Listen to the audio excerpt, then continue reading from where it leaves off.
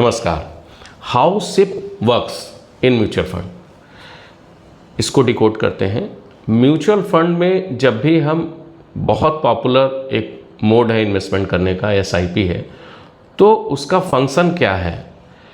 तो बेसिकली होता क्या है कि म्यूचुअल फंड की एसआईपी में जो मेन फंक्शन से आउटकम निकल के आता है वो एक रुपी कॉस्ट एवरेजिंग होता है, दूसरा होता है कंपाउंडिंग। ये कैसे वर्क करेगा, रुपी कॉस्ट एवरेजिंग होता क्या है, इस पर समझते हैं। रुपी कॉस्ट एवरेजिंग बेसिकली जब हम एसआईपी करा रहे हैं किसी इन्वेस्टमेंट में, उसके इन्वेस्टमेंट की जो फ्रीक्वेंसी है उससे निकलने वाला आउटकम जो है वो रुपी कॉस्ट एवरेजिंग कहलाता है।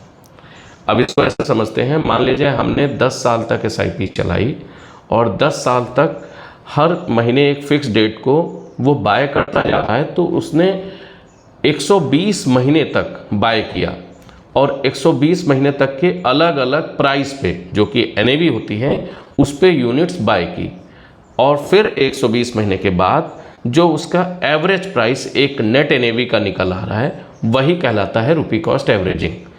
अब उस समय 10 साल के बाद आप देखेंगे कि उसी पर्टिकुलर स्कीम का जो प्राइस चल रहा होगा, जिसे हम लोग करंट एनएवी बोलते हैं, वो उस एवरेजिंग से काफ़ी ज़्यादा होगा, और जो उसका डिफरेंस होगा वही आपको रिटर्न बना के देगा।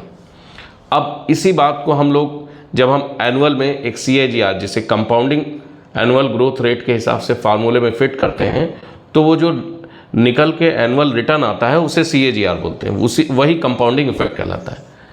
तो होपफुली आपको कंपाउंडिंग का यहाँ पे मतलब समझ में आ गया। हम लोग पीछे भी फंड्स के बारे में जो डिस्कस करते हैं तो उसका कंपाउंडिंग इफेक्ट इसी हिसाब से निकल के आता है। लेकिन अब इधर 3 साल या 4 साल जो कई फंड एसआईपी चला रहे हैं, वहाँ पे रिटर्न निगेटिव है। ऐसा क्यों है? तो इसके पीछे भी मैं थोड़ी सी चीज़ें क्लियर करने की कोशिश करूँगा।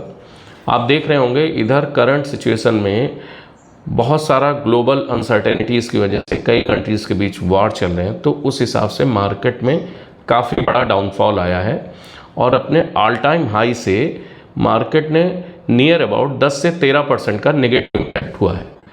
तो अब इस ऑल टाइम हाई का जो पीरियड सितंबर 24 था, और उससे अगर आज की डेट में मैं बात करूं मार्च 26, यानी 1.5 साल से मार्केट ब्रेक ही हो रहा है। बीच में थोड़े समय के लिए मार्केट अपसाइड में था, लेकिन वापस अगर आज की डेट में हम नेट टू नेट निकालें तो हमारा मार्केट BSE बात कर लें या निफ्टी बात कर लें, दोनों ही सेशंस में दोनों ही इंडेक्सेस लगभग 12 से 13% नेगेटिव है।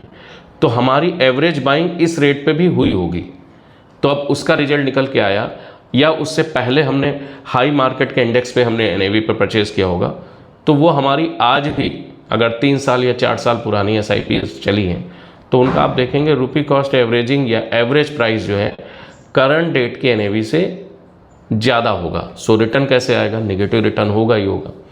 लेकिन अगर आपने उन इन्वेस्टमेंट को अपने गोल अलाइन रखा है, लेट्स सी कि सपोज आपने वो फंड 10 साल या 15 साल के लिए रखा है, तो उसमें रिटर्न बनेगा, उसमें ऐसा कुछ नहीं। क्योंकि इवन इस जो मार्केट में डाउनफॉल है, यहाँ पे सस्ते रेट पे बाय भी हो रही है, तो आपकी एवरेजिंग कॉस्टिंग भी सस्ती हो रही है। तो जब बाइंग सस्ती हो रही है, तो आगे जब कभी फ्यूचर का प्राइस इंपैक्ट करेगा तो आपके तुरंत ही रिटर्न्स भी दिखने लगेंगे, कंपाउंडिंग होगा।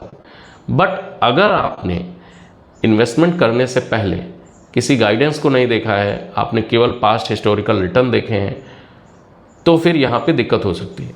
और आपने ये सोचा होगा कि पीछे के रिटर्न्स अगर 14% या 15% या 20% जिस किसी भी फंड ने दिया होगा, उसके हिसाब से आपने साल 2 साल 3 साल के प्लान करके इन्वेस्टमेंट किया है, तो ये वैसी ही बात है जैसे कि आप विदाउट आर्किटेक्चर से नक्शा बनवाएं, खुद ही अपने हाथों से मकान का अपने हिसाब से, अपनी डिजाइन के हिसाब से मकान बनवाने निकल पड़े हैं।